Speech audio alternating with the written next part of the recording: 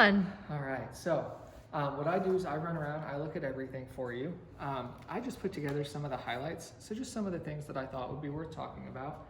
Not necessarily bad, just things that might need a little explanation. And there will be a few other things in the full report, so do check out the whole thing when you get it tonight. That stuff should be more self-explanatory, but if you do have any questions at all, my phone number is going to be on every single page of the report, so just reach out. For right now, you don't have to worry about remembering any of this. Obviously, you can watch the video again, but it will all be in that full report. So I do like to make note that, you know, there is no perfect house. Even brand new ones, like fresh out of construction, we still have some issues.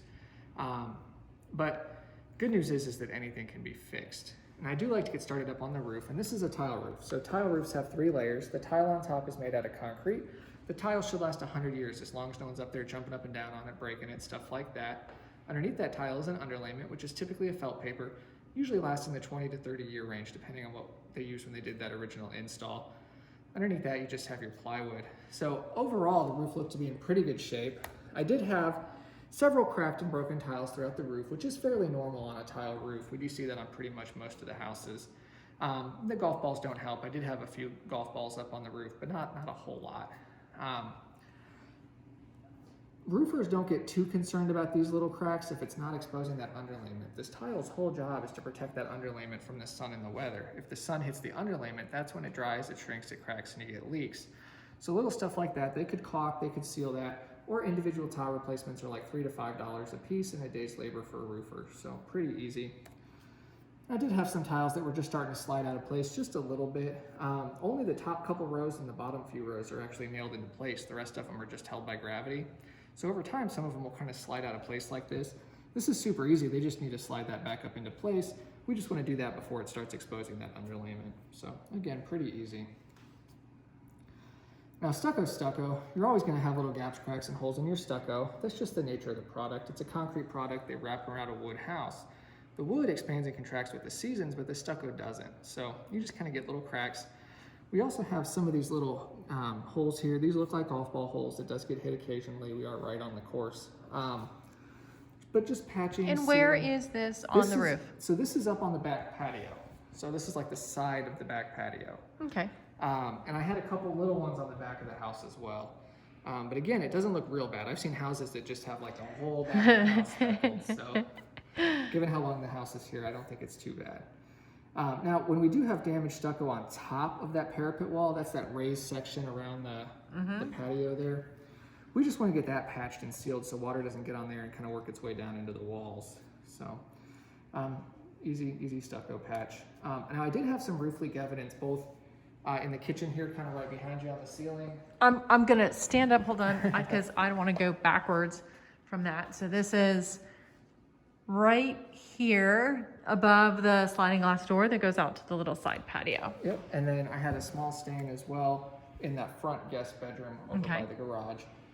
So I'm going to recommend a roofer come out and just kind of look at some things. My guess is they're going to want to do a little bit of patching. You know, we're not looking at a whole new roof at this point in time, but pretty normal stuff. As long as you keep that maintenance up, again, a roof can last quite a while. Good.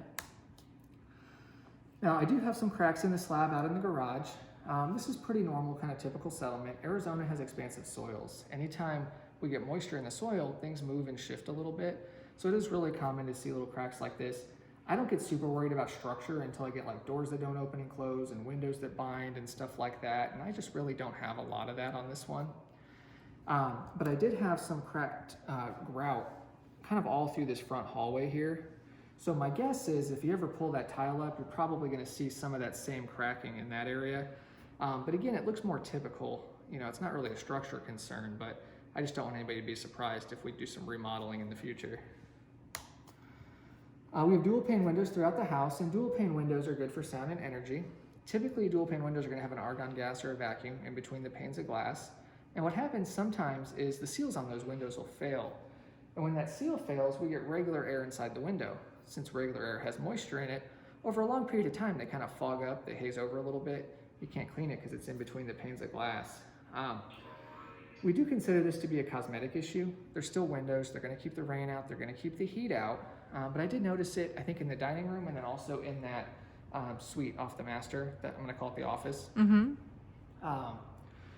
If you wanted to have a window guy come out, we do recommend they check all of them out because they can tell you which ones have failed, which ones might fail in the near future, and give you an estimate for replacement if you want. It is pretty easy to replace. They can just do the glass. It's not the whole window. So there's no drywall damage, no stucco damage or anything like that. And then I had one of the windows, I think it was in the master, and I'll make note of the location in the report. These windows have a built-in tint to it, and one of those windows, the tint was starting to deteriorate. So you're just getting a little discoloration in the window. So real similar to this, it's just a cosmetic issue, but I'm gonna make note of it for you. And the main electrical panels on the side of the house over there on the left, I have a couple breakers in there that aren't labeled. We just like to know what goes where. If you ever have an emergency, you wanna know what to turn off. And then inside that panel, I'm gonna get real picky for a minute, but these are neutral wires, these white wires here. These are all supposed to have their own individual screw, and I do have a couple of them that are doubled up here. So again, I'm being really picky. There's no scorching, no damage, nothing says it's ever been a problem, but it's not quite right, so I'm gonna make note of it for you. And then we have a GFI outlet in the garage, and these are those outlets with the test buttons on them. One of those outlets, well, they're actually supposed to be tested monthly. Nobody ever does it. I don't do it. And because of that, they kind of seize up over time. So when we go to test it, it just doesn't work. So I did have the one outlet in the garage that did not trip when tested. New outlet's about 15 bucks. All they got to do is swap it out. So pretty easy. AC units, we have 2 AC units. They are both newer, 2018, so that's great. Typical life expectancies in the 10 to 15 year range. And I've seen these things last 30 years with regular maintenance. It's just a matter of keeping up on things.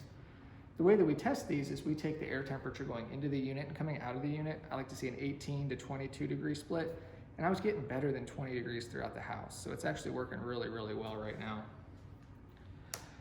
But I am gonna make note, Arizona loves to vent the dryer vents up through the roof. I don't know why they do that here, but it's every single house. But because of that, we're constantly fighting gravity. So over time, the lint will start to back up in there, and I'm starting to see that backing up into the attic as well. So it's just not getting all the lint out of the house. We do recommend having those blown clear every couple years, like every 2 to 3 years, just to keep everything efficient and safe for you. The water heater out in the garage is a little bit newer as well. It's a 2015. So again, typical life expectancies in that 10 to 15 year range. Overall, the water heater's working. I am getting hot water everywhere. It's doing its thing. But because it's a little bit newer, typically we want to see what's called a sediment trap on here. This is just a little piece of pipe that's supposed to catch any dirt, debris, or water. Anything that's in the gas line, it's supposed to catch it before it goes into the water heater so it doesn't damage the water heater. This is a newer requirement, so anybody that puts a water heater in just puts it right back in the same way the old one was. They don't read the directions. And it's not code or anything like that, but it's a manufacturer's recommendation, so it's usually required for the warranty. So we'll make note of that. Now when they connected all that ductwork together, all these connections are actually supposed to be screwed together, and it looks like they just wrapped them in tape. So it's not going anywhere, but the screws do help secure it in case it ever gets bumped or jostled. It's not going to come apart on you. And that's above the hot water heater. Exactly. And I'm going to keep going up above the water heater, and right where that water heater goes through the ceiling here, this little metal plate's actually supposed to cover that hole in the ceiling. That way, if we ever have a fire or anything going on in the garage, it can't work its way into the attic and cause a bigger problem. So it's really just a matter of pushing that up and maybe sealing around it if the hole's a little bit bigger. I had a little bit of corrosion on some of the fittings around the water heater. This is pretty normal. Arizona has really hard water, so if you get a little bit of a water leak seeping out, you start to get this buildup on there. But the nice thing about having hard water in Arizona is when you get a leak, it fixes itself. Yes, it does. So nothing's even leaking at this point. I would just keep an eye on it. If it ever does leak, you can replace it, but until then, it's not really hurting anything. Hose bibs around the house. Current code requires backflow prevention on these, which is that little $5 piece that screws on the end of the hose bib. Just keeps any dirty water that's in the hose from working its way back into the drinking water of the home. Again, this is a newer code. It's like 2 years old, so I have this finding on every single house. Yep. But I do have to make note of it. I'm being picky again. I have to be picky when the house is nice, but I do have a little bit of corrosion at the gas line coming in from the main out at the front. The gas company keeps their equipment in great shape. They're constantly painting it and maintaining it. We just want to do the same thing. As long as we keep this painted and sealed, it's going to keep the water off of the metal, and we're not going to get that corrosion. And I did have the same thing underneath the barbecue area where it was just starting to get some surface rust on it. I had some rust in the water at pretty much all of the fixtures when I operated them. A lot of times in a newer home, This just means the water's not been run for a long time, and it just kind of builds up a little bit of corrosion right there in the valves. And so this house, I know, has not had a lot of occupancy in it. It's been vacant for a while. Yeah. Could that be a cause effect from the vacancy Yeah, and the lack of absolutely. use? Yeah, absolutely. If you're running these all the time, you're not going to have this issue. I am going to make note of it because it does mean obviously there has been a little bit of corrosion in those valves, but I didn't see anything like leaking or anything like that that would lead me to believe there's a bigger problem.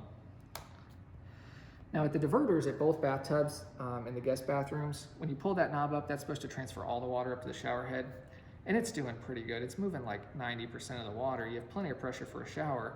We're just wasting a little bit of water because it's not moving all of it. So this is, again, just that hard water buildup. So a lot of times vinegar, CLR, or something like that will clean that up for you.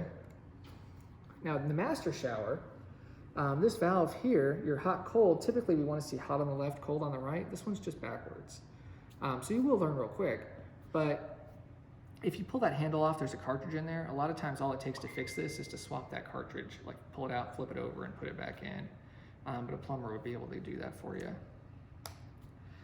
And then one of the glass panels in there is actually loose on the countertop. It's just kind of wobbly. So I just don't want to see that get moved or damaged. And then it's going to be letting a little bit of water out as well because that seal is broken. And I did have a little bit of water seeping out around the door. Unfortunately, not a whole lot we can do about that because you can't really put a lot of weather stripping right there or the door's not going to function. The door doesn't open then, yeah. But those are my highlights. So I mean, overall, the house is actually in pretty good shape for the age in the area. But do you have any questions for me? I know that's kind of a lot of information. Did you see any evidence of water presence on the roof up in the crawl space? I did not see any evidence of moisture in the attic. But like I said, it's really limited space. There's not a whole lot of room to move around. So I couldn't really get to these two areas. So it is possible that that is coming from the roof. The other thing I did forget to mention is I saw a little bit of evidence of rodents out in the garage. I saw some droppings out there. I didn't see anything in the house. But we're right on, the golf course. It's basically desert. If you want to have pest control come out, they can kind of. And guide you in the nobody's right been direction. here, Exactly. so it's made us safe. There hasn't been a disruptance in the space of the house to make them run away either. Absolutely. And then this will be shown on the termite inspection, but the other question that they had was, did you see any evidence of scorpions? I didn't see any evidence of scorpions. The termite guy didn't tell me that he saw any, so. Yeah, he told me he hadn't seen any Yeah, when I spoke to him a little bit before he left. And I also wanted to point out on this video that this is the kitchen, this is the door that goes to the laundry, and then the garage, and right up in this roof line, that's where the access to the crawl space in the roof is, because they wanted to know where that was. Yeah, absolutely. Okay, I think that's everything. Okay. Thank you awesome. very much. You're welcome.